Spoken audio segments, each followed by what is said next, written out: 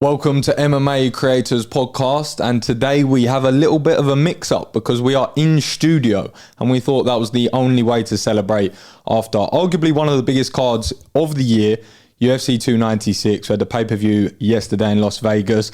I'm joined by Leo Cooper, MMA. Yep. I was thinking how we should get into this, but I'm thinking let's get into the juicy topics. Let's start from the top. Leon Edwards, what did you think?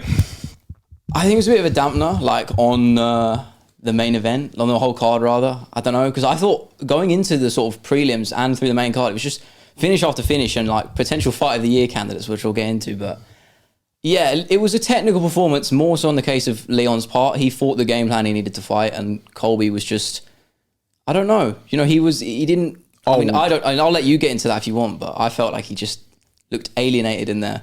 It was almost like I said in my chat, because I did a live watch along, that I felt like it was almost like his Tony Ferguson moment. Just looked completely out of it. And I don't know if it was an intentional thing with the game plan or it was just his age showing. That was my guess on the stream. But not what I expected. I expected Colby to push the pace. I think that's what everyone thought was going to happen because you want him to play to his strengths. But that didn't happen. And Leon fought his fight pretty much as he should. And you can criticize him for that. I think that's unjustified. But I saw a lot of that on Twitter. You know, people blaming both guys. And really, I think it's down to Colby to press the pace. He has to win the belt. And I'm not one to say you need to beat the champ to be the champ.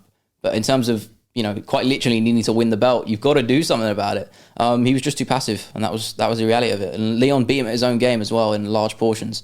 It was a technical performance, and I did enjoy the fight purely on the spectacle because, I mean, I know you're the same, we're big Leon fans, so for me it was entertaining because I was nervous, you know, it made it exciting. But the fight in itself, yeah, not one I'd rewatch. I think coming into it, the one thing I kept repeating, and it was almost an angle which I think was overlooked because we think of Colby, what do we think of?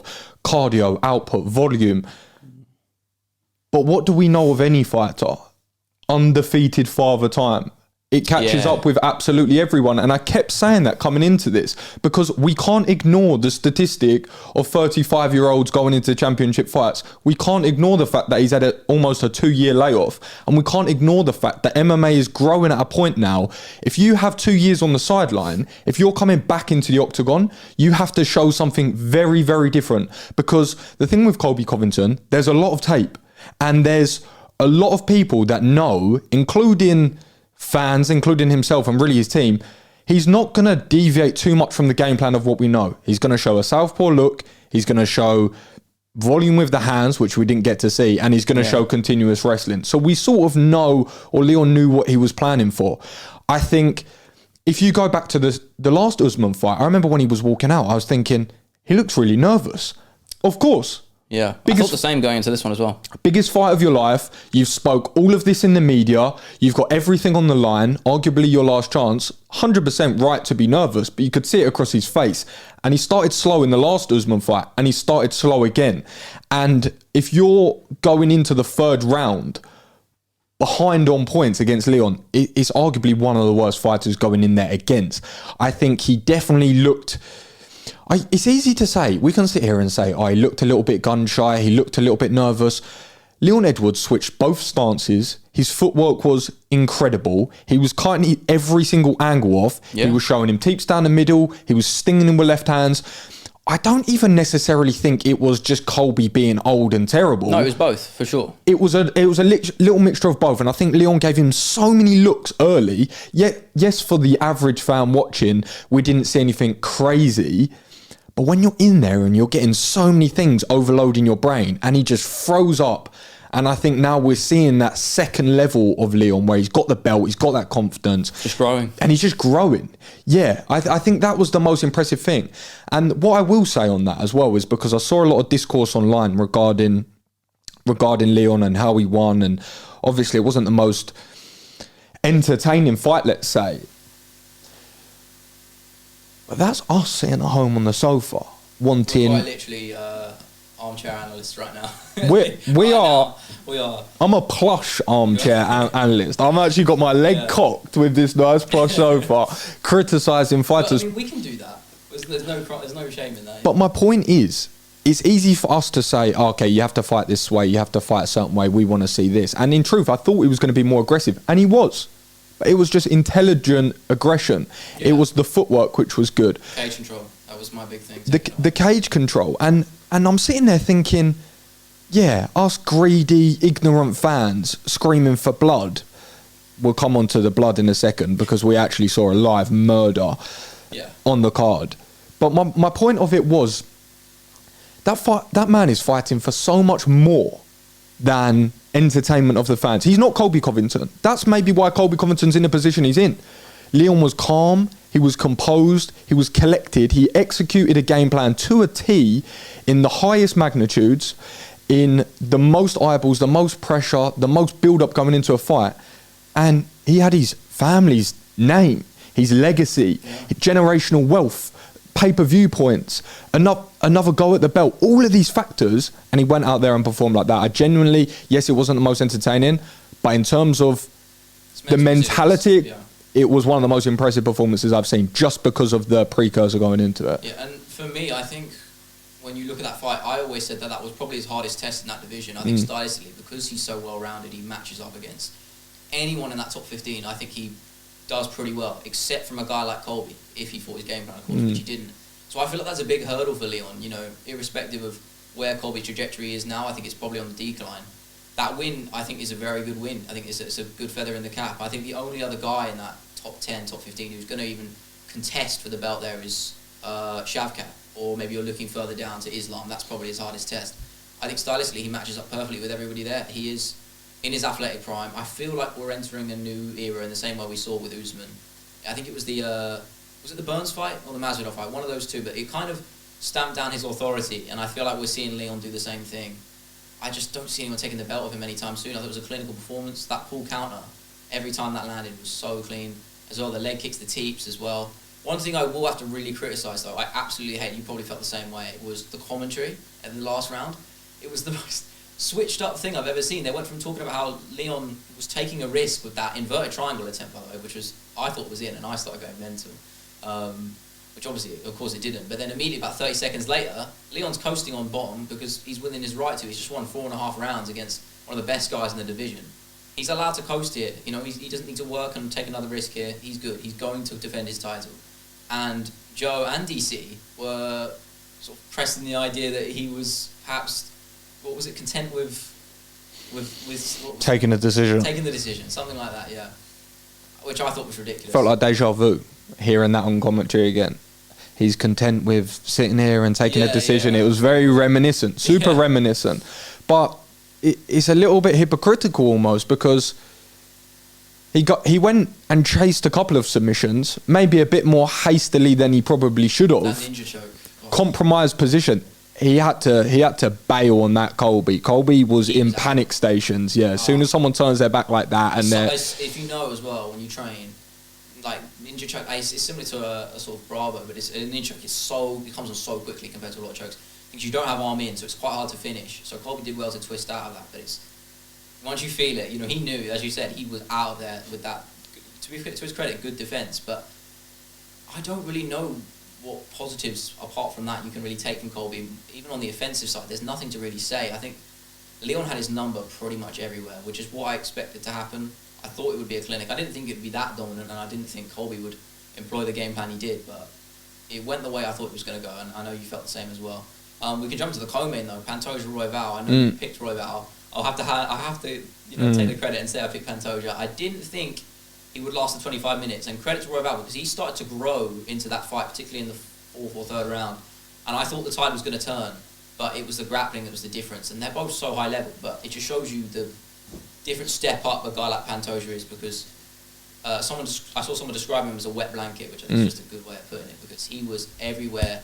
Working in half guard, I thought he was really good. There were so many good scrambling moments which you're only going to get at flyweight, which was it was a fun fight. Maybe not one you're going to remember particularly too much, but I enjoyed it. It was a nice little co-main. It's good to see Pantoja getting the win in the win column, especially at his age. He's actually quite old for a flyweight. I think he's been in his sort of early mid-30s. I don't know the exact number, but for a flyweight, that is sort of on the latter end of your career, and he's still putting in good performances. So I don't think he's going to hold the belt for a huge amount of time purely on an age factor. I think it will catch up to him.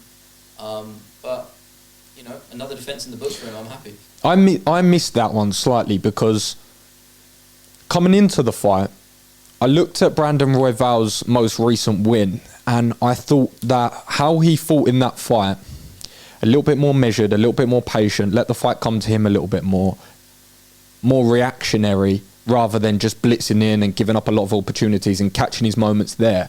A lot more on the back foot, then taking his opportunities on the counter. I thought that was going to play into his favour. I was wrong. There's some fighters that benefit from that, and I thought that was going to be the evolution of his game. I thought that was going to be the second layer to Brandon Royval. I thought that was going to be where he kicks on. I don't think that's true. I really don't think that's true. I think his strength is in the chaos. They mentioned it on the commentary last night. That's the occasion. And I think when we saw that, that's exactly what the case was, because it got to the 5th round, and you have to give props to Pantoja because, like you said, he's getting on a little bit. He's had a long career. He's had difficult fights. You can tell as well. 5 rounds with Brandon Moreno, that takes a lot out of you. It takes a lot out of a man.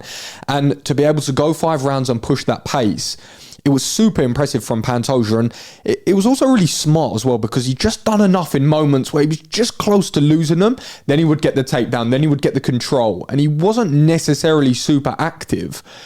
I don't know how you feel about this. This is going to be like the worst hot take I've ever heard, is it? Quite possibly, because I didn't see anyone else online say this at all, like whatsoever. But I was watching that fight and I'm thinking, Brandon Royval is much more active from the bottom with punches and elbows. I thought that earlier, than Pantoja was. He had control. How a fight scored, we know this. This is. We're not even getting into that conversation. No. But if you're in top side control, and I'm fighting off my back, visually I'm in the losing position. But when that person on top is just securing essentially a lockdown, or they're just keeping that control and stifling you, and the person on the back is landing elbows and punches, even if they're not too damaging, from an activity and a strikes perspective, I'm not sitting here saying I thought he won the fight. You know what it's like, scoring it in real time. But I'm just saying the scorecards made it seem like a bigger stretch than I actually thought it was. Didn't they give it 50-45? 50-45. That's harsh, yeah. And I really didn't think that. I didn't think that was the case at all. And it's a tough spot for Brandon Royval now, because that's another loss to the sort of upper echelon, right? That's another loss to Pantoja. And he's got all the skills in the world, and he's just falling a little bit short. It's just one of them. It's plenty of stories like that. I don't think that's anything new. I think he'll be back. I think he will fight for a title again. How old is he? He's 31. Oh, okay. Maybe so he's just on that sort of prime of his career, you know? I think there's a good chance he fights for a belt again, and it won't be against Pantoja. I think Pantoja's won't be in sort of that top level for too much longer, and that's no discredit to him. As I said, it's just an age thing. You know, young hungry guys are going to come through and start, hunting for that belt. I think Royval will find his way back. I think he's got the skill. I think he should have pressed the occasion early. I think he was surprised by that. He was having a lot of success on the feet. The jab was basically money for him all night. And as you said, the activity from the bottom I liked a lot. I'd argue maybe he stole one of the early rounds because of that. Agreed. But it was close. It was a fun fight. As I said, not one I don't think I'm going to go and watch back anytime soon. But it wasn't as action-packed as I thought. It started off good. I think it slowed. I think the impressive thing with Pantoja, right, is whether it's a visual thing, whether it's just a facial expression thing, but he looked super tired early. And he did really against Moreno, like right? Yeah. But he just has this incredible tenacity to win and just hustle positions, and he has this skill that not a lot of people at flyweight have, where they just kind of say, you know what, you're not knocking me out, right? That's not happening. I'm going to walk forward, and once he gets his hands closed, he's wrestling, he's chain wrestling, and he's grappling, and his strength more so than anything, and you can tell he's got that dad strength, He's got that old man strength. It's quite weird, isn't it? Yeah. You could tell as well. There was a couple of really nice sweeps in there from both guys, actually, a lot. That's, again, I said that. Just flyweight is just so much fun. The talent of it. Exactly. And I made such a point on the stream when I was doing the watch-along. It's just so much more fun than watching, a good example was the fight before that, which we can segue into, Shavkat versus Wonderboy. You look at the grappling comparisons there, because of the weight difference and just the general skill gap, it's nowhere near as engaging in terms of grappling. And True. I'll make a point here, and that we'll just go into that, the Shavkat Wonderboy fight. I actually gave Wonderboy the first round. I don't know if you felt the same Agreed. way. It was because Shavkat did virtually no damage. He controlled him against the fence, eventually got a takedown, but did nothing with it. And Wonderboy landed quite a few nice body kicks, and I gave it a 10-9 Wonderboy. And that's my point. Like, you can grapple, but it's not fun to watch. People have this negative stigma around grappling and wrestling and jiu-jitsu and all the elements of it. But when you watch guys like in flyweight, just, you know, pushing the pace. Exactly. It's a great way of putting it. It's just so much more fun. And then you realize how engaging, you know, that element of martial arts is. So I you know, we're both big campaigners for flyweight main events. I'd like to see it. It's just, at the end of the day, it's a money game. So it won't happen, at least for the foreseeable future, unless we get a star on that. They don't have it. That's their problem, isn't it, flyweight? They just don't necessarily have that name that jumps off the page, other than Brandon Moreno. But he's caught in a weird spider web of title fights and losses and wins. Never defended a title, you know. Yeah, that's where it gets a little bit murky, because he is the biggest name, but it's almost... But the truth of it is, he's such an exciting fighter to watch. You can chuck him in there at any time. That's why that Amir Albazi, Brandon Moreno fight, that does look like a number one's contender. Oh, absolutely. And then that goes on to Pantoja. But then again, if it's Brandon Moreno, Pantoja, that would be what, the quadrilogy? That's the second quadrilogy, isn't it? Quadrilogy in flyweight? I don't think technically no, because I know they fought in Ultimate Fighter. Yeah, but, okay, but for all intensive purposes, mixed martial arts quadrilogy. I'm not entirely sure that we need to see that. Yeah, I think for the flyweights, the last thing I'll say on that is why it's so impressive is just because there's never a period of where they settle. There's never any settling in period with grappling, which allows someone to establish a position or establish a nice, comfortable sort of angle, or at least apply pressure from. They don't allow it. It's constantly working for sweeps, submissions, standing up, so much so that you have to respect the submissions. You have to respect the sweeps. You have to respect so many things, because these people have the conditioning to push that pace. And then you look at someone like a Stephen Wonderboy Thompson. I think, yes, there's going to be a skill discrepancy, but it's also going to be a lot harder with someone that strong. Agreed. To push such an insane pace with every scramble and every exchange on the in the grappling. But does that, here's my question to you. Does that lead us, because I feel like the only natural way the UFC are going to go here, I can't see it going any other way. Wonderboy Thompson, Colby Covington. I know why you're saying that, because thoughts. You saw Colby call him out, right? And said he was shit talking him, which obviously isn't true, because I think Wonderboy quite literally can't shit talk anybody in the nicest way possible. You know, I don't know. I guess it makes sense on a trajectory standpoint, right? Yeah, exactly. Because it's now kind of in a weird spot where really we're gonna have to wait and see what they do, because personally, it looks like what might happen is we're going to get Makhachev. I think that definitely could happen, but I don't want it. You know, there's such a big point about, we had too many super fights recently, too many double champ fights. Spectacle's there, cool, and it's a fun fight, but I want to see legacy. I want to see, you know, Leon sort of chalking up more title defenses in the books. And against a guy like Bilal Muhammad, sure, it's not going to sell well at all. Sure, stylistically, maybe it's not the funnest, but you just have to get Bilal out of there, you know, just give him the shot. That's not happening. I don't think it's going to happen either. I tweeted just before the event. Someone asked me, someone actually DM'd me. They said, is Shavkat going to get the title shot? I said, if he gets an impressive finish, he's getting that title shot. He's getting that title shot. Let's bear in mind that Bilal Muhammad has flown to Vegas, made weight for the fight. Crazy. That was created because why? Colby flew in and made weight for the Kamaru Usman fight. And Dana was adamant that because he made weight, he had to get that next title shot. Did we see the same energy with Bilal Muhammad? Roy Val was the same. Of course we didn't. We knew that. So much so that DC even was on air and actually forgot about him in the title picture. And Bilal has been so I ain't remembering the name, criminally overlooked. It's almost... I mean, is it criminal though? That's the thing. Yeah. It is. I'm playing devil's advocate here a little bit. No. I'm playing devil's advocate here a little bit, but I always make a point, right? And I know you obviously going to agree in the sense that, you know, performances, good performances should merit rewards, right? They should, you know, reflect that. Leon was in the same position, didn't get the title shot for ages until he was sort of undeniable and Usman had cleared out most of the top contenders. But at the same time, there's just a sort of point to debate here, that Bilal's lack of urgency or his lack of ability to finish or, you know, put people away with conviction. Do you not feel that maybe that is his fault? There is a justification there for not giving him that shot. He doesn't help himself as a draw.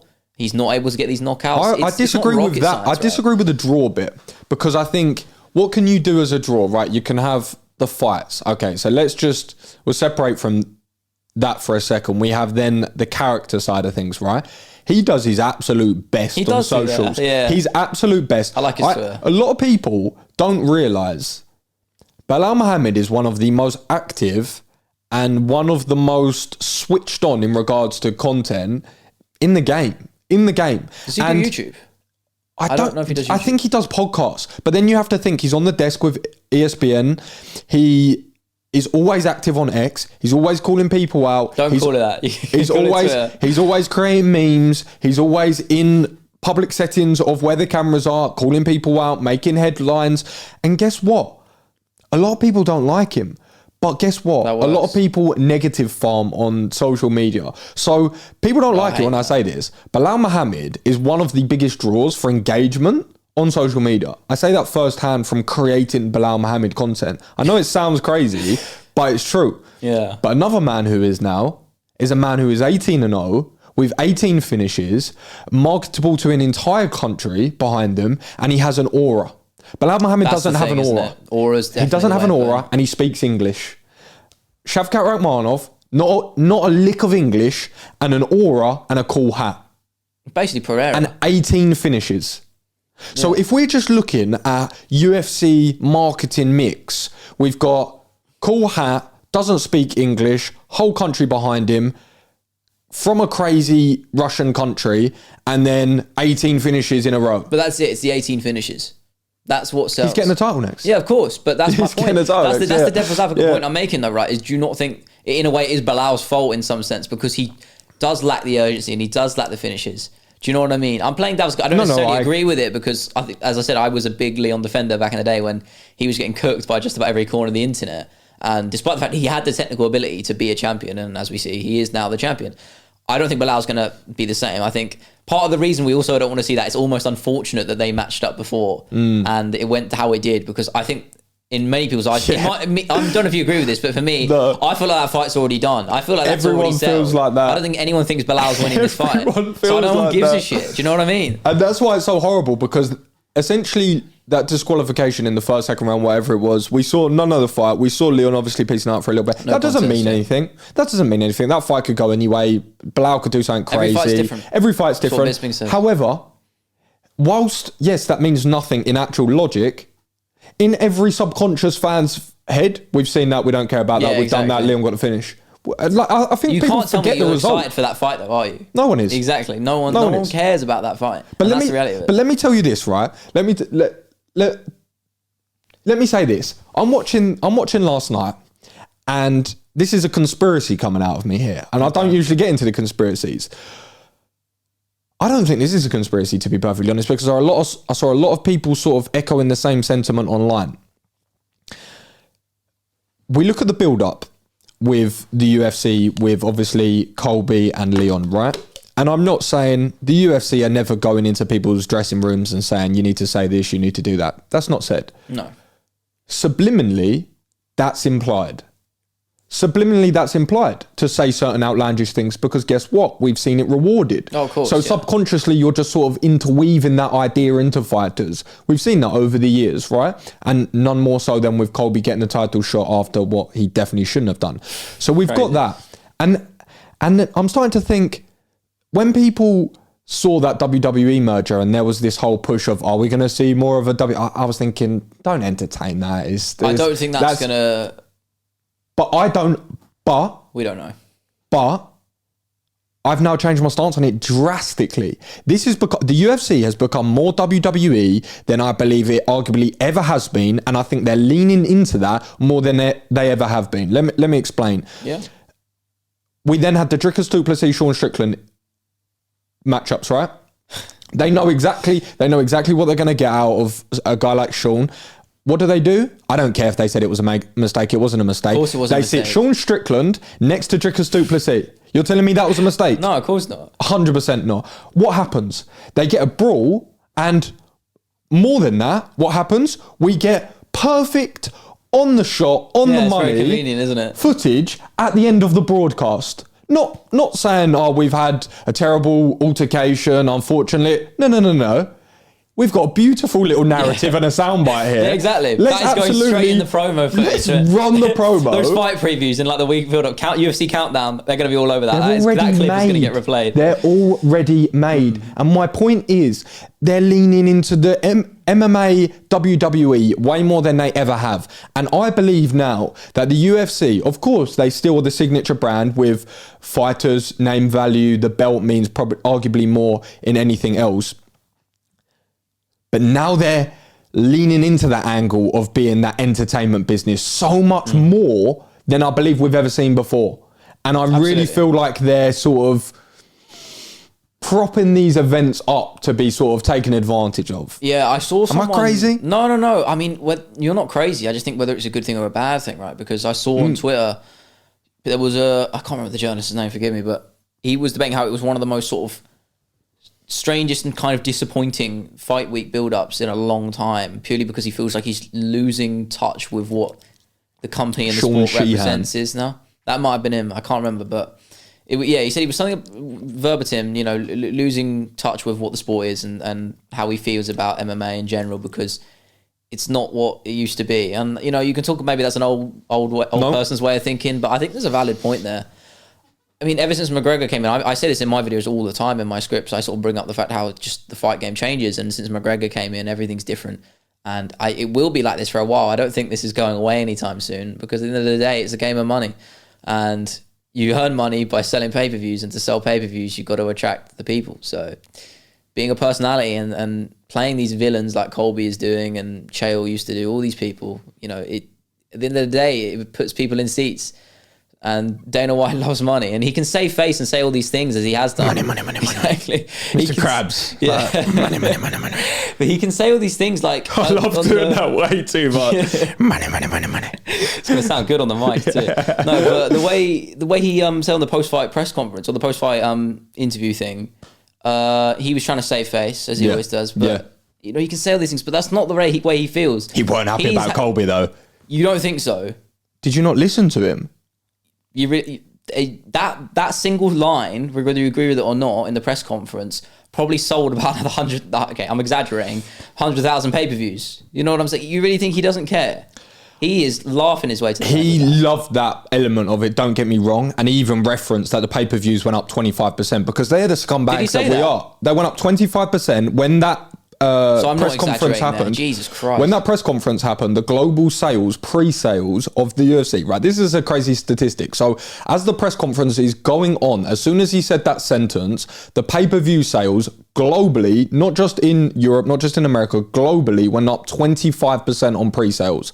So we're sitting here as degenerate, bloodthirsty, drama-loving, I just want good fights, man. Cretins that we are. Well, yeah, something like that. Boosting these sales. So he did love that element, but he was nothing but scolding about Colby, his performance. Oh, and absolutely. I was super interested to see the angle Dana White was going to come out with. Uncle Fester. And it was so against anything looking like Colby is going to have the Dana White privilege anymore. I think that's gone. Oh, that's gone. I think the gig's up for the most part. I think the whole shtick of sort of the unbeaten, I am actually better than everyone, people were entertaining that. I personally wasn't, but a lot of people were entertaining that still with Kamaru Usman's and if that happened. Yeah. This was such a big discrepancy in skill. There's no conversation there anymore. I almost couldn't believe what he was saying in that post-fight interview, Colby. Really? It was almost like watching his whole world fall apart. As if he was sort of clinging onto the scraps of his character and his persona, and it was all falling apart. The fact that they started booing him as well, and he was trying to play up this character, he basically said, actually pretty much word for word, the last thing he said when he fought Usman the second time. Because when I was doing my video on Colby, I was looking at footage and all the post-fight interviews, this and that for clips and just general ideas. And so it was very fresh in my mind, that 268 interview he did after he lost. Honestly, word for word, the first half of his post-fight for this fight, identical. Talking about first responders, all of this. I'm not even joking. I need to actually go back and look at the tape, but I'm pretty sure it's identical. So even then, he's not being sincere. It's not him. It's not the real him. And the fact he kept trying to cling on to that, and everyone was just shutting him down, rightfully so, because you put in a performance like that on the biggest stage and talk a game bigger and more boisterous than anybody. You got to come deliver. You've got to come and deliver. You deserve to have that thrown back in your face. And I'm grateful they turned to Leon's side rightfully at the end there. You know, I'm glad he actually mentioned his dad in the in the post-fight interview, because I feel like that was a point he really needed to stamp down, that, you know, it was a fucked up thing to say and do. And I'm glad he sort of won the crowd over, even if he, you know, should have done earlier. But yeah, I thought that was super impressive as well. When he was in the cage, we saw him stay so stoic, so locked in, so dialed into his game plan amidst all of the craziness, which is just unfathomable at that level. It really, truly is. This game is a mental one. And to be locked in that mentally for 25 minutes against someone like that is so incredibly difficult. And then his corner and his coach is going crazy in the background to Colby after the fight's finished. And even whilst he's doing his interview, he said, look, calm down. He goes on the mic. He's calm. He's relaxed. He's not even breathing heavy. Yeah. Doesn't say a bad word about Colby, really, in terms of just calls him a terrible person. Yeah, exactly. I know it sounds stupid, but he didn't swear. He was very composed. He spoke very eloquently after a very difficult fight. And I just looked at him and thought, this genuinely is a remarkable role model. A remarkable role model for the sport. And in regards to the skill and the mentality, we are talking about the GSPs. We are talking about the Anderson Silvers. Like, we are having those conversations now, because that's what separates the good from the great, is what goes on between the ears.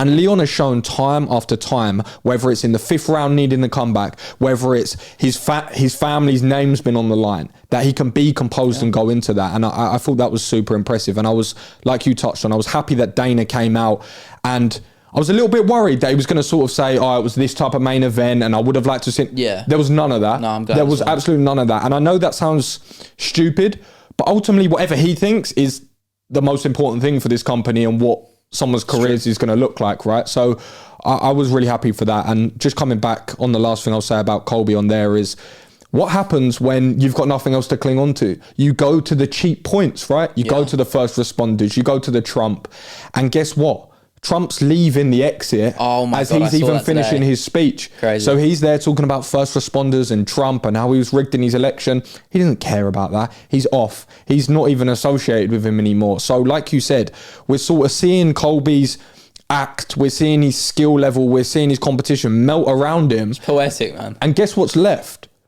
All that we remember of Colby, which are those bold, loud moments, those brash moments on the mic. And you want to be remembered for your skills and not your mouth. And knowing about skills and not mouth, let's talk about Paddy Pimblett, Tony Ferguson. Because there was a lot of mouth for the last year around Paddy Pimblett. There was a lot of trolling, a lot of hate, a lot of negativity. He had a lot of eyeballs going into this fight. Just from start to finish, what did you think about this one? Because obviously I did my video on him recently, just put it out on the Friday, just the day before the fight. And the point I really wanted to convey on how I felt about it was that going into this, it was always going to be a lose-lose for him. It was never a fight that, you know, win or lose, Paddy was going to gain much from it. And that sucks. But as he said, he makes a very good point of saying he'll never turn down a fight. He signs on the dotted line every time. And there's something to sort of admire in that. For sure. And I think he held himself pretty well. I think he could have taken 2 routes with that, because the performance in itself, he's still early into his UFC career, realistically, by many standards. I think he looked impressive against a guy like Tony, as old as he is. He's durable. Paddy couldn't put him away in the first round, and as he had fully conceded, he sort of emptied the gas tank too quick, and you could see that in that 3rd round. He slowed down. Tony started to even turn the tide a little bit then late. But Paddy showed good instincts, got the takedown and locked that fight away for the last minute and a half when things looked like they were starting to change. It was a mature performance from him, I think. Agreed. Compared to his last time. We'll say a little bit still defensively liable. I think when he was looking for the finish, sort of those maybe defensive responsibilities, he started to drill in a bit better, went out the window, but that's to be expected. You're bloodthirsty, you want to make a statement win, especially with all the flack he's taken over the last year. So it didn't surprise me that Paddy won. I had him going in. You know, when Ferguson is losing 6 in a row, you know, you're not going to be surprised. But I thought it was a pretty intelligent performance from Paddy. But really the big takeaway for me was how he carried himself on the microphone. Because I said he could have taken it one or two ways. True. And the other way could have been the heel role, leaning full into that, playing the villain, which in a way has some success. You know, Colby is an example of that. True. But he took it the honourable route and he fully conceded on probably the points which he wouldn't have done in his last fight. I think he admitted to himself where he went wrong. And yeah, I liked what he was doing. Maybe we got a new mythical fighter. The braided Paddy. Braided Pimblett. Braided Paddy. Yeah. So I was impressed, not surprised, but impressed. As he did as well as he probably could have done, because as I said, there's not much to be gained from that fight for him. I don't know where he goes next. I still think a little away from the top 15, you clearly got something in mind. So yeah, what were your thoughts on it? I thought it was fun. Listen, you're going to go online and you're going to see... He hit the nail on the head before he even came into this fight. He said, whatever happens, I'm going to get hate. And guess what? True. Exactly. True. I remember Tom Aspinall saying once, he went on GSP's post and there were trolls and haters in the comments. And he said that was a real turning point for him, because when he realised that GSP could get trolls and haters, one of the best to ever do it, no one's safe. And then you get this sort of calming sort of wave go over your body of, oh, yeah, that is really irrelevant. It really doesn't matter what you think. And you have a look at this fight, and I know there's going to be a narrative of he couldn't finish Tony and he's going in a 6-fight losing streak and all of this. Going into this fight, Paddy had a bad ankle injury, 3 surgeries on his ankle. We can't overlook that. That's 3 surgeries on his ankle. He showed me the scars. He's got one here, one here, one here. People didn't realise that. He shattered his ankle in 30 seconds against Jared Gordon. Yeah. I believe Jared Gordon's performance was his best one. I think it's the most impressive. And I would love someone to sit here and tell me why it isn't. Because getting a win over a very good Jared Gordon, who's proven how good he is, a ranked opponent in the Premier Division, forget that. An opponent in the UFC to beat with one leg, I don't care who you are, that's crazy resilience. And I don't care how close that fight is, that's mad impressive. Like, that is mad impressive. So we go away from that. We go away from the surgeries. He's got 2 twins on the way. He's just moved house. He's had a year of abuse. He's going into the biggest fight of the year, the biggest legend of the career, grown up his whole life watching him, and someone that is putting absolutely everything into breaking this streak. And guess what? No one's giving him any credit for it. And he goes in against someone that's as tough and as good as Tony. I think that was Tony's best performance in a very long time, to be perfectly honest. I genuinely do. It's not saying much, but I agree. Was it prime Tony Ferguson? Obviously not. Exactly, Obviously not. But he stayed in the fight on his feet, showed very good chin because Paddy cracked him a good few times. That 1-2. Like people were saying Tony's washed and he's got no chin. Show me evidence of that. What, you're going to show me Michael Chandler? I don't call that. No one's taking that shot. I don't call that being still washed. There. The speed and the reactions and just the natural ability ain't there anymore. But chin ain't going. The thing that I find impressive with that as well was, because like you said, Paddy did blow his load trying to get him out of there. And there was that realisation of, oh, he really isn't going away. I really thought I was going to finish him. And I'm sure he did believe that. I thought he was going to get it. But he's that tough. So to be able to then go into the grappling realm, where you'd argue that fight is more favourable for Tony Ferguson there, even though he's on bottom. There's no footwork speed difference. There's no hand speed difference. There's no like angles to cut. Tony working off his back, submissions and elbows. I would probably say that was where he's going to be most dangerous in a fight these days, where he's old and has a lot less athleticism, right? So to go into the full guard of Tony Ferguson, to secure rounds and to beat him up and to land concussive blows, to say safe with submissions and to be a step ahead on every position on the ground with Tony Ferguson, super impressive. Conditioning, he did wane a little bit towards the end, but guess what? He still was on top. He still got that takedown. And that was most impressive for me, as I said. That takedown, matured. Locking away the fight completely. Like you said, I think you hit the nail on the head. That was a matured performance. And I don't care what the narrative is about Tony Ferguson. He's one of the best to ever do it at lightweight. Incredible amount of experience. Great grappler. And there's not many better people to get 15 minutes in with. And let's have a look at the other people who just got 15 minutes in with him and couldn't finish him. Charles Oliveira couldn't finish him. Benil Dariush couldn't finish him. Like, we're talking about big names and a big skill sets. It's a difficult thing to do. And Paddy now catapults himself into a conversation where people still have that doubt, don't get me wrong, but they go, maybe it's a bit competitive actually. Because people are forgetting this. And I've been saying this for the longest. Like, people have been spouting nonsense about Paddy Pimblett for so long, and I'm like, cool, you're so entitled to your opinion. Does he have flaws? Yes. Does he have skills? Yes. But guess what? Has he lost yet in the UFC? No. Okay, so come back to me. That's a good with point. this People forget that. when he loses. I mean, you could argue he lost to Gordon, but as I said, the rest of the record books, he didn't. But his hand was John Jones raised. didn't lose to Reyes, really. John Jones is. This is my point, right? Yeah. So come back to me when he's lost, because people say, "Oh, that Gordon fight." Da, da, da. What does it say on his record? It's green. He got 2 checks, and we look at the nuances of that. He had 1 leg. So he's got 5 fights in the UFC, 5 wins, 4 finishes. Oh, 3 finishes. Sorry. It's not bad. That's very impressive. It almost feels like it's another little step. Yeah, it feels like a Dricus du Plessis sort of occasion. You never know. Look at that, man. He's now fighting for a title, and we can openly admit. I mean, I will give you the credit because you said you started to teeter with the idea that Dricus was better than you said. You played the idea that he would beat Whitaker, and you didn't pick him at the time. No, I stand by that. Yeah, for sure. Yeah, I think even we can all admit that we didn't think Dricus was up to that level, but look where he is now. I just said to my friend, it's funny you say Dricus because I had the exact same conversation, right? There's like word for word what you said.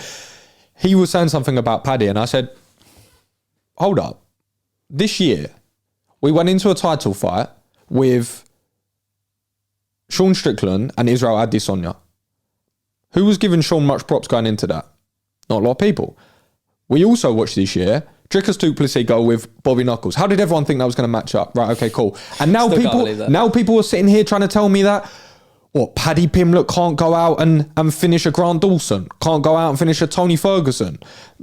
Like, what conversations are we having? What you're telling me we can watch Dricus du Plessis go and knock out Bobby Knuckles in a couple of minutes, and you're trying to say that we can't entertain the thought of Paddy? Man. You just don't know. That's the thing. It's why we love watching the sport, because it's the hardest sport to pick and bet on, because you don't know what's going to happen. We can make all these predictions and be armchair analysts and say all these things, but then until it happens. Until he loses, yeah, exactly. Until he loses, you have to take. This is my point, and this is going to sound ridiculous, and I don't really care if it is. But until someone loses, you have to appreciate that everything's on the table. Everything. Yeah. Ian Gary's a great example, right? Hasn't lost yet. He's speaking very outlandish about what he'll do to the champ, how he's going to raise the ranks and whatnot. We can have our doubts. We can say how he matches up against Leo. I think he does well. We have to lay every possibility on the table, because guess what? Conor McGregor's been there and we've seen it before. And if someone's done it before, it can be done again. So if Paddy Pimblett's coming in and he's saying all these crazy things and he hasn't lost yet, we've got to give him the benefit of the doubt till he loses. Yeah. We have to give him the benefit of the doubt until he loses. Yeah. It's as simple as that. Like, for anyone, not Paddy. Anyone. No, exactly. I agree. I mean, speaking of Ian Gary, I think Ian Gary actually has a good... Stylistically, I've said before, I think he matches up nicely against Leon. I don't think he wins, but I think he does better than most guys in that top 10, top 15, just because of how good his striking. And we don't entertain that conversation, but just some food for thought. I'll tell you how good someone's striking was. Okay. I'm going to say a statement here. Tell me if I'm wrong. There's about to be another rogue. No, it's not. The knockout I witnessed last night was the cleanest and most brutal knockout I've ever witnessed in my life. I had it in my top 5. We're, of course, referring to... Name me a one that's bigger than that. Josh Emmett versus Bryce Mitchell. I will say I predicted it perfectly on the stream, so I'll take credit for that. But the thing is, it's not exactly hard when it's a Josh Emmett fight, because if he's going to win, he's going to put you away with a bomb of a right hand. So he did that. What's a cleaner knockout? Tell me. I do have one. No, I have one. Don't tell me Ngannou. No. Because that's one. Are we talking in terms of what? Satisfactory? I'm talking. Watch and brutality? I'm talking. Everything? Clean. Oh, yeah, no. My pick is still. I still think it's better. And you'll agree with me. Kevin Lee Gillespie. That head kick. Disagree. No way. Nah, I can't. Disagree. I think the head kick is. The fact Gregor moves perfectly into it, and he sent him flying across the cage. Literally sent him flying into the fence. Nah, I think the Kevin Lee, for me, that's the favourite knockout I've ever seen live. I think that's probably my favourite. But that is it's up there. In terms of brutality, I thought the man was dead. We're splitting hairs here, right? We're splitting hairs. That's a beautiful choice, and I'm not sitting here saying that's not. I'm just saying it. Sandhagen Edgar. That's another good pick. I wouldn't say it's better, but it's a good pick as well. These are all good picks. But there was something that happened yesterday. Listen, we can look at how it happened and how it was set up and how it connected. Let's forget all that. The emotion of every single person watching that fight in real time Genuine fear. was genuine fear.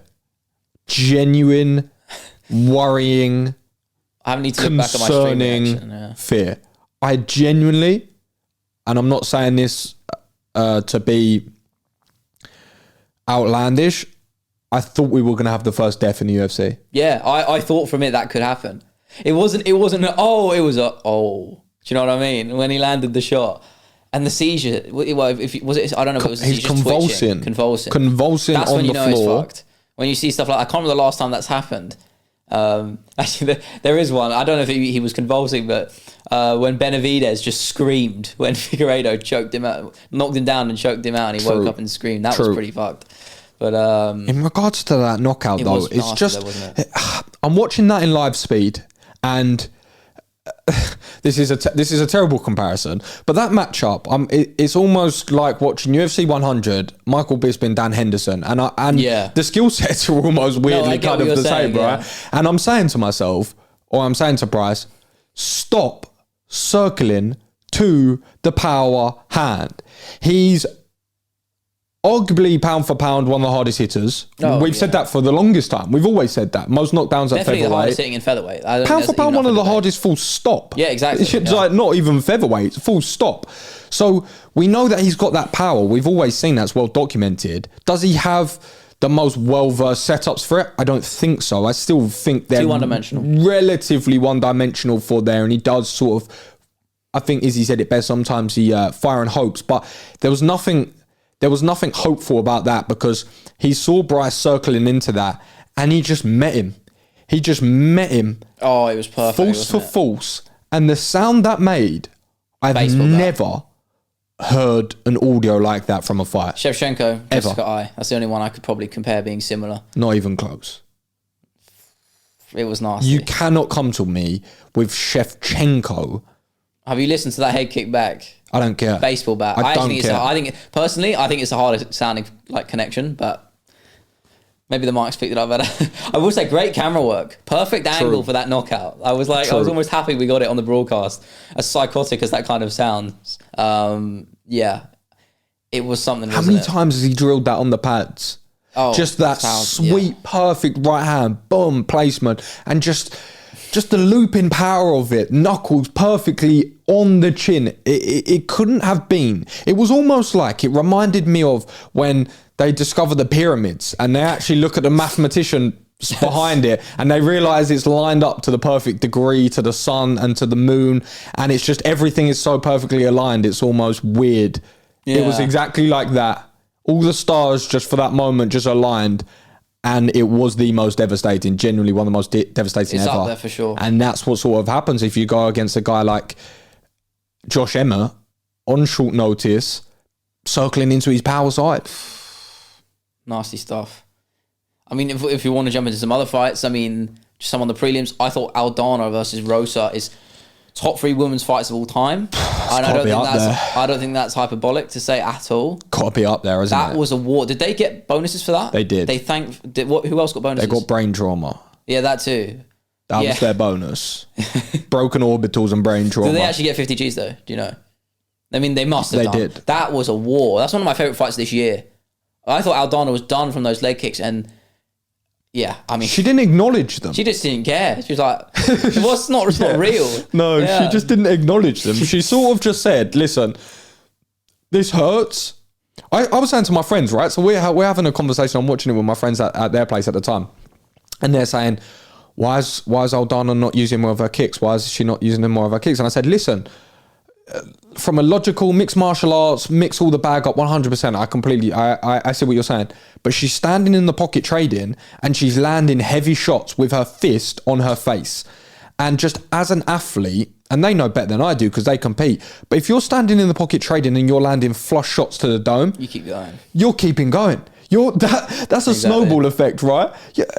Yes, okay, maybe it's to mix it up, change the levels, give different looks, but she's that Mexican gritty boxer. She's in the pocket, she's got the fingers up, like Brandon Moreno, boom, just landing flush shots. And it was kind of like the kicking versus the punching, as simple as that really is. But like you said, Aldana just said, I'm not going to respect these, and every time you punch me, every time you land one of these, I'm just going to blast you with a combination. And it was a frenetic pace. A frenetic Good pace. word of choice, man. Yeah, I think there was. I mean, in terms of fights, it was all pretty good. So for those that didn't see or hear as well, there was a big announcement in the UFC yesterday. I've got to say, I'm watching this post-fight press conference, and listen, I'm not sitting here disrespecting Dana and everything he's done. We all know his credentials. We know what he's done in the sport. We haven't got to preface that every single time. We know what he's done for the game. But he doesn't promote. He does not promote. Eddie Hearn promotes. Don Davis promotes. Yeah. Dana White does not promote. You cannot, and I'll tell you why, just for the cherry on the top, you can't just randomly drop in that you've signed arguably the hottest free agent in mixed martial arts in Michael Venom Page, just very quickly in passing conversation and then not really touch upon that conversation anymore. In a way, you kind of can do that. Well, no, of course you can do that. But my point is, as a promoter, you need stories, headlines, and narratives to be as big as possible, right? We know that within the fighters, but as a promoter, you need to create a song and dance around these aspects of the game. I think that will come, though. He gets asked questions at press conferences and he's like, sorry, can you repeat that? I didn't quite catch that. You were listening and looking at the fella. I know you heard that. Yeah. He always does that. He goes, sorry, what was the question again? He leans up and goes, what was the question again? And like looks at the translators. This person hasn't just spoke perfect English. He does it all the time. All the time, right? No, I agree, and they just drop in MVP versus Kevin Holland. And that was a fight that a few weeks ago I was petitioning for. And I'm sort of happy they got that done. What do you think about MVP in the UFC?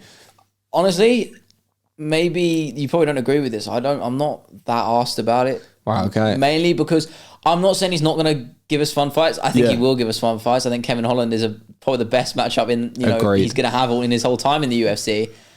I just wish it was earlier. I'm going to be honest. That's the real crux of it. I don't know. He's I can't remember exactly how old he is, but he's no spring chicken.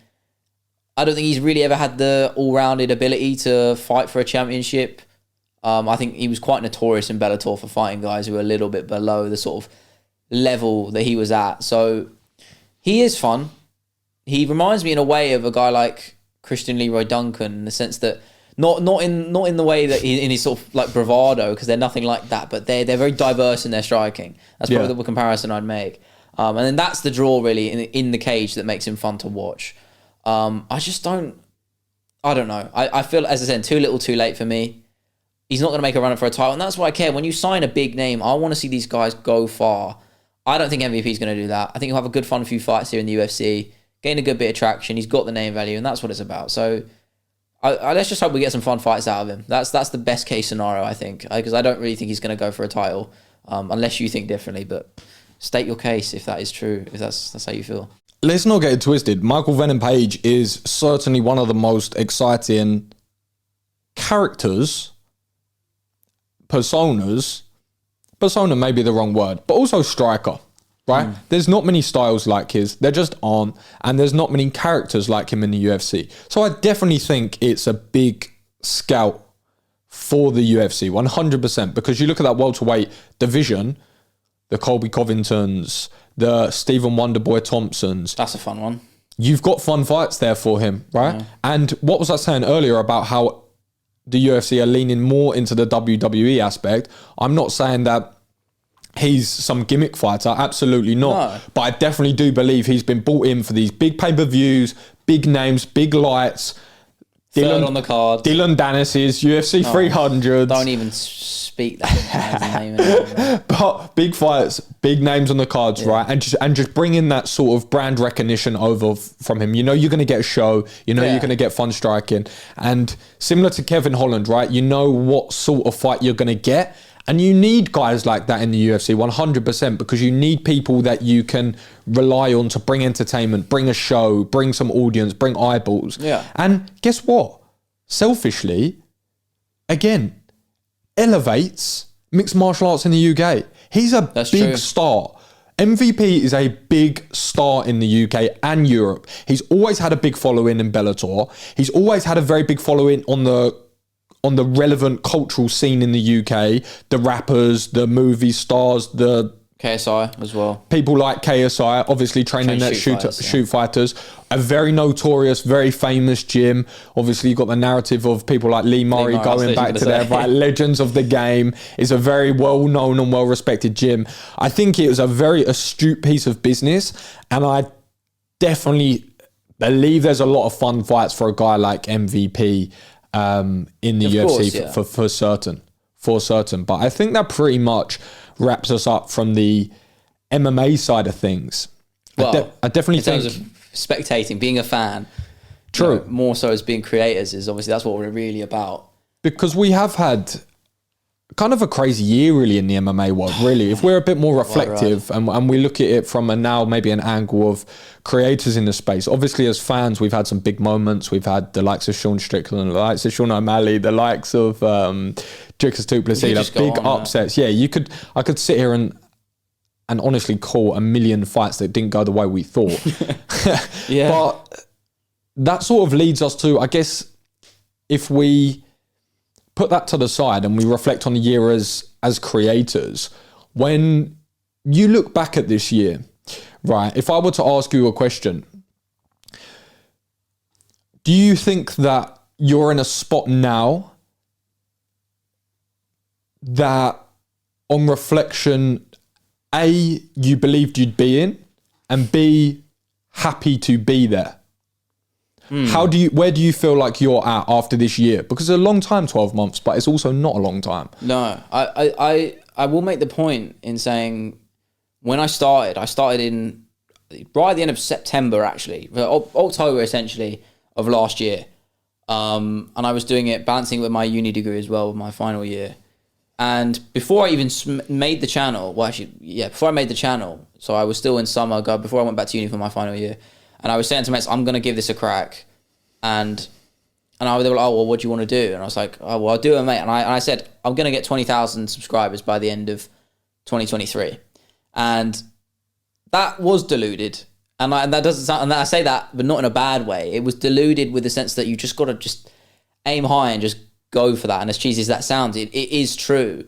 Because if you don't have that mindset, just saying, screw it, I'm going to just commit to this, then you're not going to get there. And I had the belief that I was going to get there. And even though I'm probably not, barring some kind of miracle, I'm not disappointed either way, because it was always a crazy achievement. It was a crazy goal to reach. 20,000 subscribers in just over a year is hard to do, especially starting from scratch. It's very difficult on YouTube. But I think I had the benefit of hitting it at the right time. I think you were the same. Obviously, you had an extra year on me in the space, but in terms of you attacked the Instagram platform and TikTok a bit more, which I feel like had a bit more traction and space for individuals and sort of even content pages in itself around MMA already. I don't really feel like YouTube had that as much in terms of individual creators. Now definitely not as much. No. Now it is absolutely exploded. I've watched that over this year. Yeah. For both as well. But YouTube, I've just obviously for me, obviously that's where I'm that's my home. I'm going to be more versed in it. It's so much more congested now. It's a bit of a war zone. I'm going to be honest. So it makes me really grateful that I am where I am, because it's like I try not to take it for granted anymore. I did at the start because I had a good wave of success right at the beginning because I did my Casuals Guide series, and that really was what kicked me off after the first few months, and then it was just upwards from there. And I took it for granted at the start, and then I had a humbling 2-3 months. So after I finished uni and I got my degree, and I was like, right, we're going to go full force into this. And I spent 2 months of just making content. I didn't get a single video that did over 10,000 views, and it was the most humbling thing that happened all year. And I needed it because I felt a bit immortal. I felt unstoppable because I was getting good views every video, even though my channel was only a couple thousand subscribers. You needed humbling. Yeah, it was needed, and it sucked, but I needed it. And I'm grateful that I persevered through that, because there was times where I think I might just sack this off, and I was never going to. That's the make or break section, right? Yeah, exactly. Right. That's where a lot of people, you can go one of two ways right there. It gets a little bit sticky, and that's the first barrier. And then that's really where you answer a lot of questions, because then it becomes, right, am I passionate about this thing? Do I believe it enough? Do I believe in myself to stick with it and be persistent? Or do I say, oh, maybe actually I don't like this thing as much as I like. I don't necessarily have the skills to make it. And then you go and veer off. And guess what? The people that veer off at that time they never get that sustained success in With 10 years anything. time. With anything. Yeah, exactly. With anything, of course. Yeah. Not just content creation. No, I mean, but those type of people, it doesn't matter where they go. Okay, I'm maybe generalizing a bit, but I mean, like, if you don't have the willingness to fight through the times where you feel like it sucks or you want to stop, then what did you change? When you sort of feel like you hit that little lump of, okay, I can't, my engagement's not that Do you great. mean on a literal, like a YouTube side of thing, or like a mental side of thing? More of a mental side. Did you say, right, okay, maybe I'm gonna do more research into what's working. Maybe I'm gonna change my approach, my strategy. Well, that's more of a practical thing, though. Am I just gonna? I think that's how when you you say view the mental, game. I think more of a mindset thing. Okay, well, what do you think you changed? You I mean, on answer a that mental question. side thing, like mindset wise, before I even started, so when I realized it, like it was like a light bulb switch in me that I could do this, and I was like, I'm gonna give this a crack. That was at the start of my final year of uni, and I was like, I wrote down in my notes page, you know, something you're obviously familiar with, and I put it in big font, saying that this is what I want to do, and I put that there because I wanted to remind myself of the excitement and opportunity that I had then. And obviously people change, but I knew deep down that this is what I can do because it's something I'm passionate about and I'm good at it. Sure. There's no shame in saying that. And I was like, you know, you might be having a bad week, but you really don't want to get up and do something, and maybe you don't, and sometimes that's okay. But you look at the big picture. You have to go back. You have to just go back, and I look at that notes page. I don't do it quite often sometimes, and I just see those letters saying that this is what I want to do, and it just reminds me of the, you know, the excitement that I had when I started and where I am now. I guess it's just it's a sort of, I'm waffling here, but like the perspective is just looking at the whole thing, the bigger picture, I guess. And it's as I said, though, going for those 2 months of having poor performance on YouTube, just getting nothing, it was a humbling experience, but it was a needed one because now I'm having the success again. I'm my last, I think 5 or 6 videos, bar one, have all smashed it. Have all been at least one, like 1 out of 10. 3 of them have been 1 out of 10s on YouTube, which is a grading system. 1 being the best, 10 being the worst. And now I don't take it for granted. I appreciate every moment. You know, I still feel kind of numb to it because it's hard to really put those amount of views into perspective as real people. But in the sense, I'm so grateful for the success I'm having now that I didn't, you know, really appreciate back then. I think the main thing with that as well is it always stems down to, especially with content creation, as soon as you're online and you're in that sort of, you're in that spotlight in whatever sort of capacity, people just judging you, your content, your work online. I think always it comes back to, we've spoke about it many times, but it's about not getting too high and not getting too low. Right? That's a great way of putting it. It's just, That's very true. you can't get too, and it's like that with comments, right? If people say really amazing things about your work and if people say really bad things about your work, you can never get too high on your own supply and you can never get too low, because you are going to have good times where videos or things perform well and there's more traction, more engagement, and then you start fantasizing about what your life looks like if you make X amount of videos with that AdSense 4 times a month and you have that income and it's sustained. You dream of that. It's like being a fighter and thinking, right, okay, I'm going to get 3 fights in this year, I'm going to win all 3. 2 paychecks. I'll be champ by the end of 2024. 2 fight of the nights, and then guess what? You get a bad split decision, you get an injury, knocked the fuck out. and it starts adding up, right? And you can't get too high and you can't get too low. And I think that's the sort of main thing. And it's funny you said about goals there, because I've always been somewhat to have goals, of course. I've always been a driven person. I think what I've always struggled with is because it's a new industry and it's because I'm not sure in myself what exactly my goals are. It's always been hard for me to pinpoint, right, okay, this is my goal, this is my mission in the MMA space, let's go for that. So it's been hard to zone in, right? Because things change.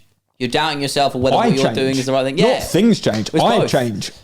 Yeah. I change in what interests me. I change in what I enjoy watching. I change in regards to what I want to create. I change. Not even necessarily so much as the industry, which of course you have to adapt with. You have to understand different platforms, different behaviors, different ways that mindsets are shifting towards certain things. But more so than that, I change a lot. So I never knew what sort of direction I wanted to go to it. And I happened to flick through a diary that I have on my desk, and I took it away with me when I did a bit of traveling this year. And I opened it up to the first page and I completely forgot I did this, but I wrote essentially a whole page of goals throughout the year. And I've never done that before. Yeah, I've never done that before. And I worked my way through them. And I think there was about 8 to 10, let's say there was 10, and I could go through them all and I could tick off 8 or 9. And when I looked back on that, it was almost a bit of a sobering reflection, because it was what we were talking off camera. I know for me, what I said to you earlier, I had to go through my camera roll. I had to go to the start of last year, and I had to extract all the things I'd done in the year to then really list it down and sort of assess what I've done and being able to break it down a little bit more. Because I said to you, my mind's always on the next thing. My mind's always where I can improve, what I can change, what I can develop on. And then second to that, my mind is also, I'm not doing everything that I need to be. I could be 100-fold outworking myself, just myself, not compared to anyone else, not benchmark, just me, right? And I'm looking at this list, and it's what we spoke about earlier. And I'm ticking off things like I was fortunate enough to go to Australia and interview Volk's coach. I was fortunate enough to go to Bangtao and work there, to go to Abu Dhabi. Like, to me, that sounds like crazy achievements. But to you, it's just part of the job. It feels like nothing. Obviously, I got to preface this. I'm not saying that in a position of to boast or gloat or anything like that. But it's just you can't reminding appreciate myself your own achievements. It's harder to do that. And I have to somewhat step away and objectively look at what I've done. And I've managed to go to Saudi Arabia and work there for a week in UFC Fight Week. I've managed to film 2 episodes of Food Fighters, sell my comic, create my own clothing, travel to different events, work collaboratively, work for UFC fighters, freelance for content things. All these things that...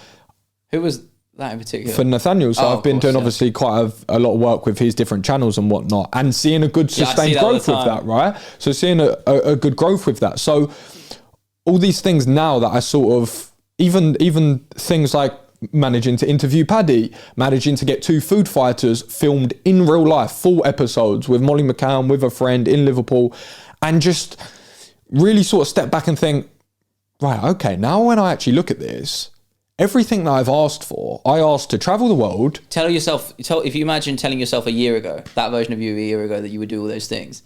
Well, I did. Be a guest. Yeah, but that's what I'm saying. But well, that's the thing. This is what I'm saying. These are things that delusion. I say delusion. It's not delusion. It is delusional, but that's not in a bad way. That's what I said about my thing. Because it's not, you've got to be crazy to do stuff like this. That's what everyone told me at uni. People were saying it was a waste of time. But do you though? It's not. But this is my point. I don't think you do, because my thing is always, has someone done that before us? Yes, they have. But it doesn't matter. Yeah, no, but my point is, I always look at it as, if someone has done that, there's absolutely no reason I can't do it. There's absolutely no reason. Yeah, so has someone managed to make a career, an income, financial freedom out of working in the MMA space, traveling to different events and talking to fighters? Yeah, I have. I was like, cool, that's all I need to know. Sweet, done. And let's go and do that. Is it easy? Absolutely not. Does it take a lot of money, time and sweat equity? 100%. Stress, everything. Sweat equity? Yeah, 100%. Yeah. But I take myself away from that, and I look at the last 12 months, and in my head, I'm telling myself, well, you haven't worked anywhere near your capacity. You've not worked up to your potential. I've really not maximized my potential as much as I want to. And I hate that, because you can't get rid of it. That's it. I feel the same way all the time. You can't get rid of it. Maybe I don't. But you've got to kind of, without going too far off the other end of the spectrum, you kind of have to be okay with that, saying, okay, maybe I haven't. Just say, not whether you saying you didn't, saying maybe I have, maybe I haven't. That's the balance you need. You've got to be careful not to, because then otherwise you burn out, and then you keel over, and you. I think you're right, you go too far. But then also, like what we spoke about before, it's a fine line, because only oneself knows the answer, right? So you don't know what I know about myself, and vice versa. Yeah. And I know, looking at myself in the mirror, I look at myself in the camera, and I think, oh, I could have outworked myself 100x. 100x. And I can say that categorically, truthfully. And then going into this next year, I think the important thing for me is now, if I step back and I say, right, okay, I've managed to do some interviews that I wanted, I've managed to travel like I've wanted, I've managed to work with these people like I've wanted, I've managed to do the food things, cool. Right, so we've got that very base low level of these things that I wanted to curate life around. now that I have more direction, now that I have more of an idea of where to create the content, what platforms, what style, all these things that I've just was learning on the fly, now I can move away from boiling the ocean to being like, right, cool, here's 4 things to... You've got your little pond now. Here's my pond. Here's my pond of 4 things, 5 things to put all my time and attention into, or less than that, 2, 3 things to put all my time and attention into.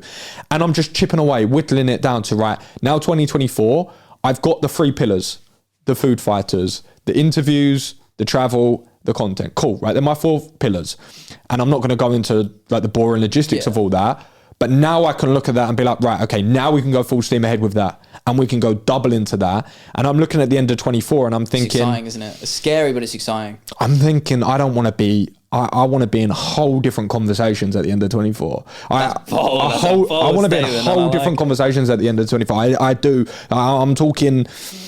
I got messages. I'm sitting there at home. I told you the other day. I went to Liverpool, done some interviews, done the recording. I went back home, got on with work and got on with things again. Completely forgot that ever happened. Got loads of messages from just casual fans, random people say, oh, I saw your interview with X, or saw this, or saw that, because it was spreading to the wider audience, right? I look at the end of 24 and I feel and I believe and I know that within the next 12 months, I can now secure myself and concrete Casual's Corner in the industry with more household names in terms of creators, in terms of interviewers. Am I not good enough? In terms of... No, I'm joking. But in regards to... No, I get what you're saying. In regards to this is a big sport and we've not even scratched the surface, right? And I'm saying where I see at the end of 24 is big players in the industry, big organizations in the industry, the PFLs, the Cage Warriors, the big dogs that run major organizations and shows, major people in the press.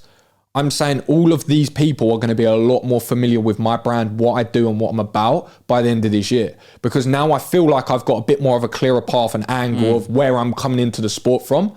I can own that a little bit more and now start getting to work. Yeah. Whereas before I feel like I've almost been trying to find my feet. Not knowing what I'm doing. I feel like I'm kind of stepping out into that as well. Maybe not as far along as you are, but in the sense that trying to figure out what I'm really good at in that space and where I can make it mine. I've been focusing on branding a lot more. I've noticed just subconsciously, obviously I have taken action to do so, but my branding is consistent on my YouTube. Like my thumbnails are becoming something that's a recognizable thing. So it's my video. Which is important. Yeah, exactly. Super important. Very important. So that's something I'm doing. I've started to stream. Still trying to find consistency with that. Again, it comes with time and putting the reps in. But yeah, still in that sort of in-between stage, but getting there. But as I said, you've got the experience over me. But again, for both of us, we're still learning. Yeah, it's so early on in the grand scheme. Then you always say about the 10-year thing. Always. Yeah. I've never heard anyone, never. You could go home. I know your parents are fairly entrepreneurial. I guarantee you could go home and they would say probably the same thing. I've never heard anyone in an interview, in a podcast, talking about... I've never heard anyone that's done anything notable, super noteworthy in less than 8 years' time. It just doesn't happen. That's not how business works. That's not how brand works. It just isn't. So I came into this game saying from the first message and post that I put out, hi guys, gonna be here for 10 years, get comfortable, enjoy the ride.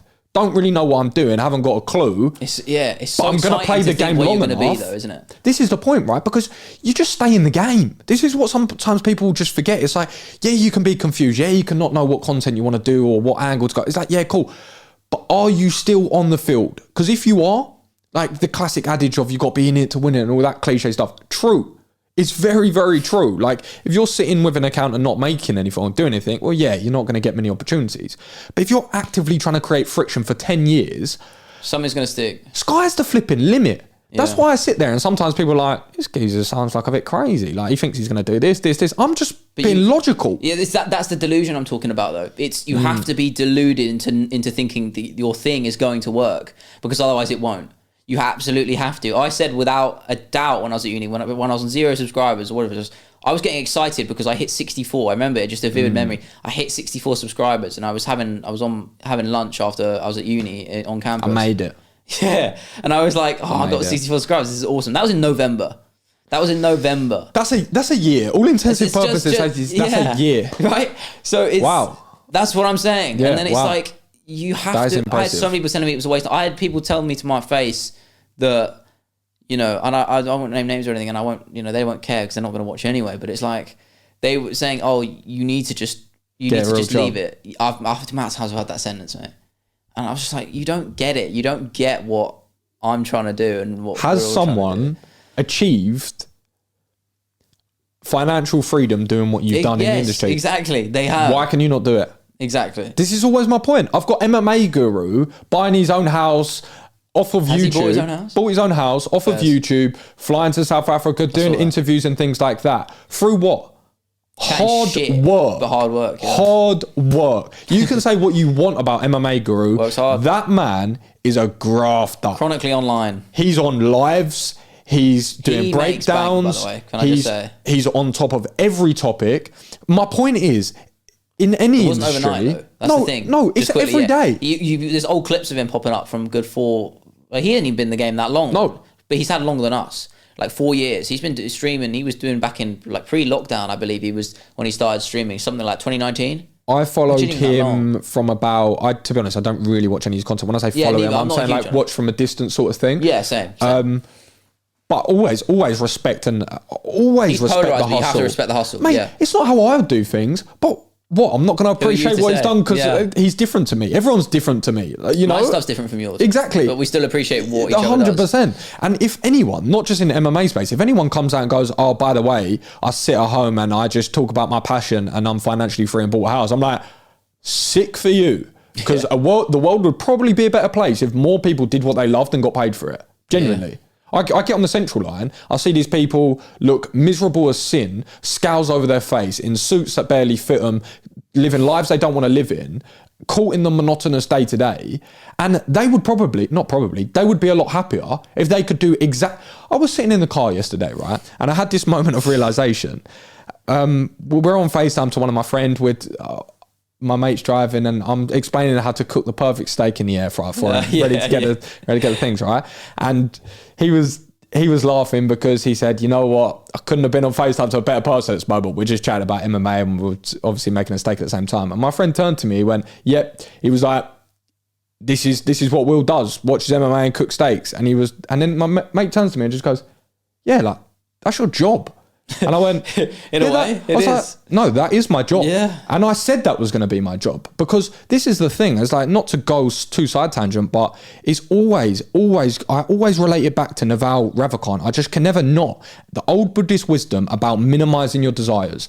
There's a lot of things that happened over this year, right? A lot of things that happened. And a lot of times I've been suboptimal, but I can guarantee you one thing.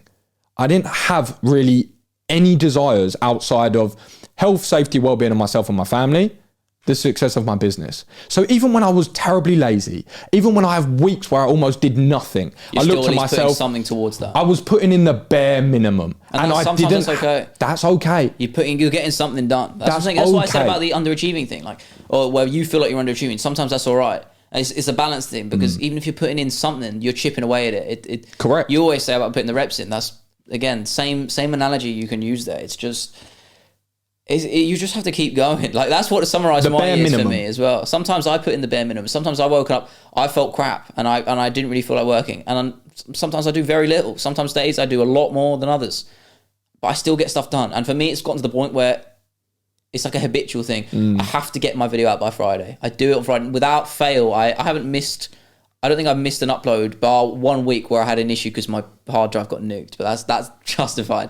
Of my own accord, I have not missed an upload since I just doing my schedule. You know, I've changed in and out of how many videos I'm doing and the length of them. But, you know, you just have to put a shift in on various, you know, days and amounts. You might be doing different amounts and you might be not up for it. But it's just one of them, because isn't it? What happens is what you then build into your subconscious a baseline, a bare minimum of work, right? So that's going to look different for everyone. Yeah. That's going to look like X amount of words for you per day for a video. For me, that's going to look like X amount of posts across different things like that. So whether you're ill, whether you're on holiday, whether you're in the flipping out on a date that day, whether you're at a friend's house, whatever your life looks like, you've subconsciously woven into your life that this bare minimum gets met. So once you find that bare minimum and you start building off of that, you then have this baseline of work. So when you are lazy, when you are low energy, when you are in a lull, when your mental health is probably not exactly where you'd like to be, you're doing that bare minimum.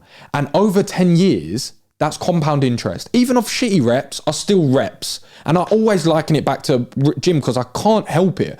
But I used to always feel like when I didn't want to go to the gym, I was like, oh, it's such a cliche, but it's so true. I used to go in there and it wasn't even a great workout, but I got pumping. They were more important than the times I was pumped up pre-workout, boom, had a good session. Because guess what? There's more of those crappy ones. And they just build up like that. Yeah.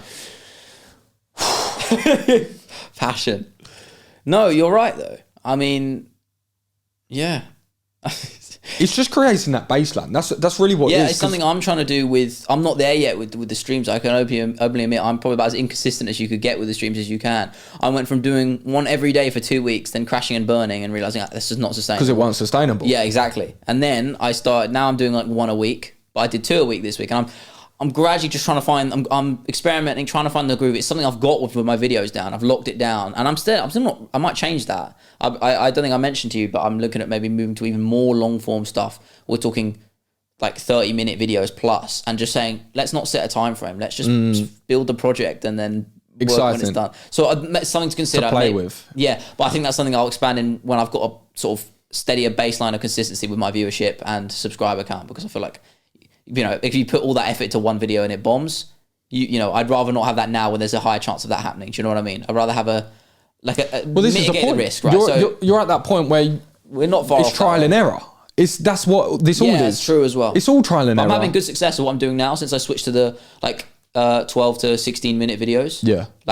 I've only my last 6 videos. I'm doing 1 a week now. As I've mentioned this before on the podcast, but I've clearly, the success is clear. Like if you go on my channel, you can see the difference in not just the quality of the videos, which I'm much more happy with in terms of the final product, the engagement, the metrics. Yeah, of course, everything in between. Which let's not be crass about it. That when we're talking views, metrics, people, we do find ourselves desensitized to them, and they're not the be all and end all. Essentially, however, we can't ignore the fact that they bring in money.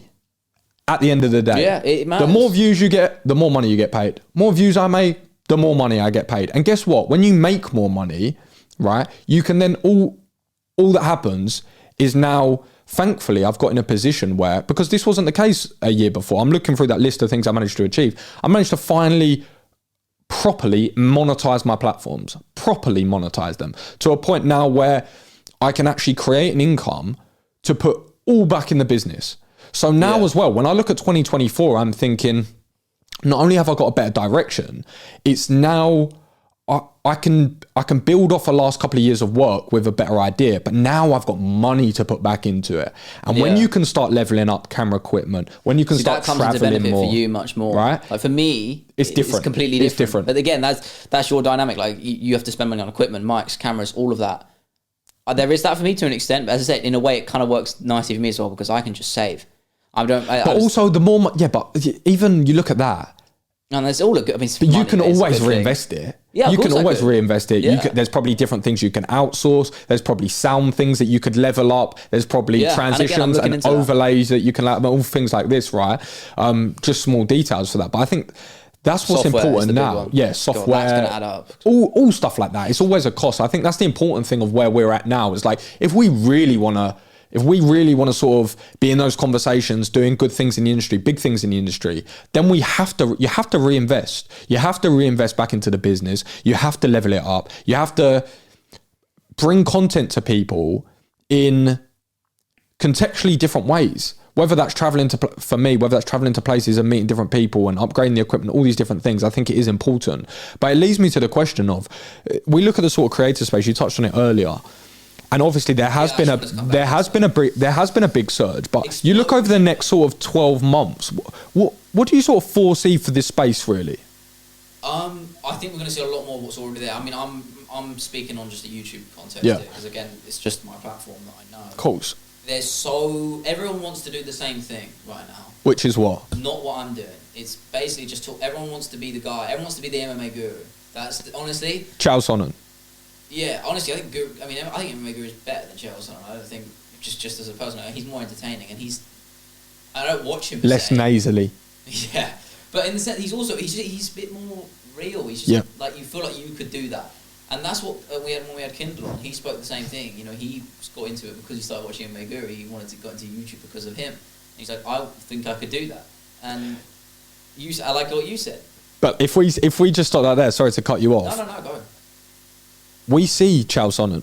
We see MMA Guru. We see these people doing that. Talking head, simple visual, chatting about their thing they love. Guess what? Everyone looks at that. Oh, I want a bit of that. That's easy. I want to make money doing that. That sounds really nice. And guess what? Everyone does.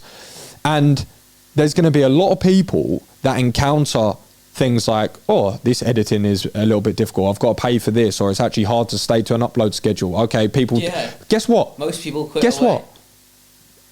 I learned this, right? Because I saw people do that, and I was like, oh, I'd really like to just chat. I think I've got okay takes and whatnot. Like, cool, let's see how it goes. Who cares about what I have to say in the industry? Newsflash, nobody. Nobody. Because no one cares about my take, because guess what? No one knows me yet. So the reason people care about Chael, the reason people care about MMA Guru, they've got years of branding and content and people knowing who they are to then care what they have to say. So I think a lot of people are going to get into it for that reason. Good for them, 100%. I think hopefully it elevates the entire game. There could never be enough people doing it. But I think a lot of people are going to realise pretty quickly with that. It's like, oh, no one actually kind of cares what I say. This is actually kind of difficult. You know what I said about the having those hard times, those humbling months. For people in that space, it's going to be a hell of a lot longer. Agreed. I got in a way, I don't want to call it luck, because I hate using the word luck, because you make your own luck in this game. It's when opportunity meets, yeah, exactly. Yeah, and there was my first two videos did 100 views, 200 views, and then the third one did 100,000. And then it was, you know, various degrees of success after that, of course, and we're still going now. But for most people, it's not going to be like that. And I'm not saying that's because I did stuff better or anything. No, it's not. It's not. But it's just doing a space like that is far more competitive. In the sort of sub niche of talking heads, just wanting to voice your own opinions with these hot takes. It's so, even now, I'm telling you now, compared to like 5 months ago, a month ago even, it's so much more congested. It's like crazy. The amount of times I see that, you know, the same thumbnail, you know what I'm talking about, the Lucas Tracy thumbnail, who I don't even think he even coined it, but guys like TJ Loves Fight Season on, you know these channels that they sort of pointed that white background, shoddy Photoshop with the crappy text. Like, it looks shit, but people are going to click on it. It's intended to do. Exactly. Yeah, of course. And it's like some horrendous Photoshop and edit, and then, but it works. And the thing is, they are everywhere. People are doing the exact same thing over and over, and eventually that will shift and it will be something else. But I'm almost grateful, as fun as that would be, and in a way I'd like to do a lot of that content in the future. I'm glad I'm building my platform the way I am now, because I could tell you a number of creators who was doing a similar thing to what I'm doing on one hand, like just off the top of my head. Because why? It's just less competitive. There's less people and it's more effort as well. This is my point. Thing to do. This is my point. It takes, I don't want to like toot my horn, but it does take more skill to write a script, to edit, to plan out, and do all of these things and convey a narrative effectively. It's a bigger process and there's bigger risk, right? It's not rocket science. It just makes sense. It's a lot easier than turning on the camera and rambling for 10 minutes and making a video. But in a way, that kind of works in my favor, because, you know, there's less people to go against. And if you trust in your ability and what you're able to do and the effort you put in, you're going to have success out of it. And that's what I'm slowly getting there. Like obviously guys like Mixed Martial Academic, he's probably the greatest example of that sort of space, along with fighting business as well. He's a similar sort of guy. You know, they're both in that space, and they're probably the two pioneers of that. Actually, another Mixed Molly Whoppery, he's an OG. There's a few of them who are in that space that just dominate it, but there's still room. Unlike, I wouldn't say there's room for talking heads right now. 100% there is. 100% there is. Think about it like this.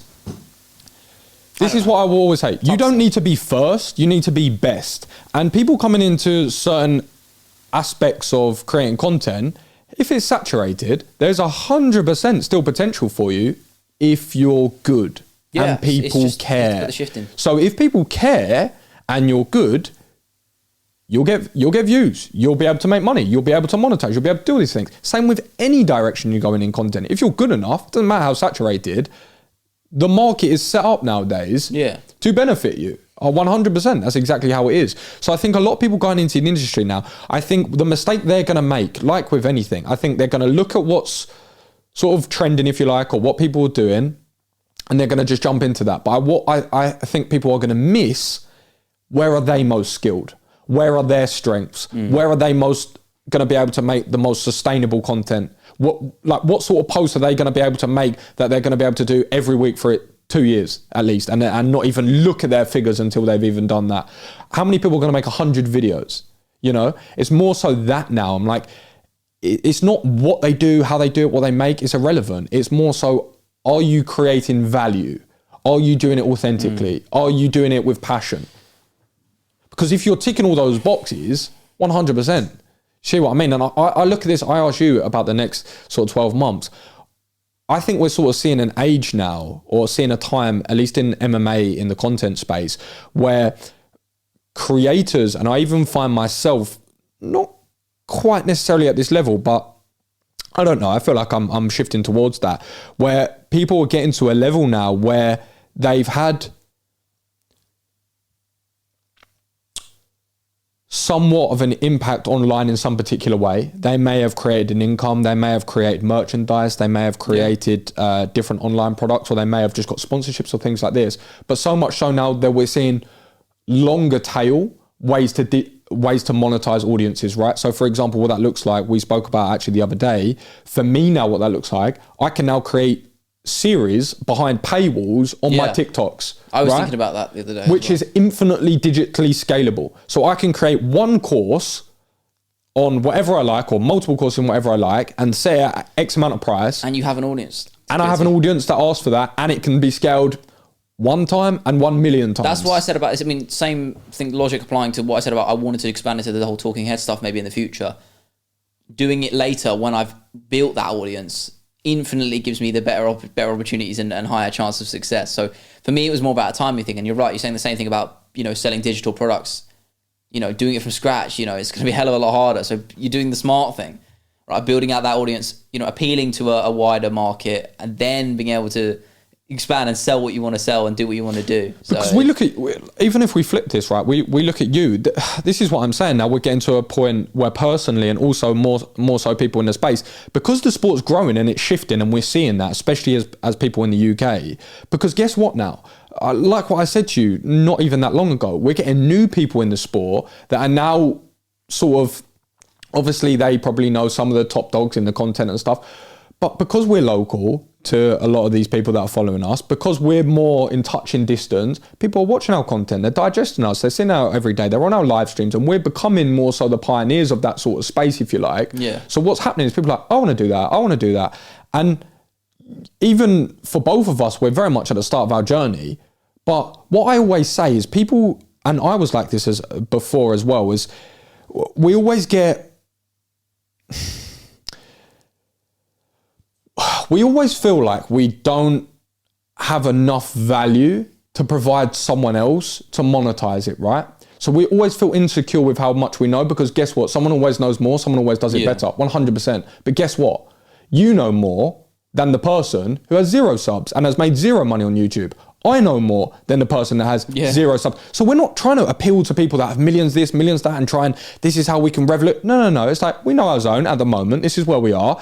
If you are starting off, or you just want to learn how to make your first paycheck on YouTube, or you want to learn how to get to 10,000 followers on TikTok and start monetizing, if you want to learn how to get interviews, if you want to learn how to get opportunities like this, reach out to events, start working events, cage press, all these things. Even this, like literally what we're doing, now they're things that people are coming to us like, how do you do that? It's like, cool. Now we can package that, create a product, digitalize it, and scale it. Because guess what? We don't need to talk to the 0.01%. We're just talking to the person who hasn't done anything. We're talking to the person that hasn't done anything.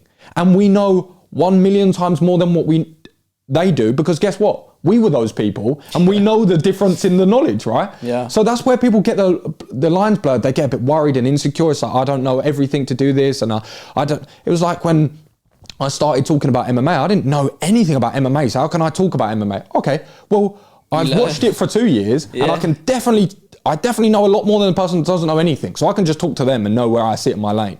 Talk to the casuals. That was literally what I did for my Casuals Guide series, because it appeals, and that's why they had so much success. And that's why we can talk to them.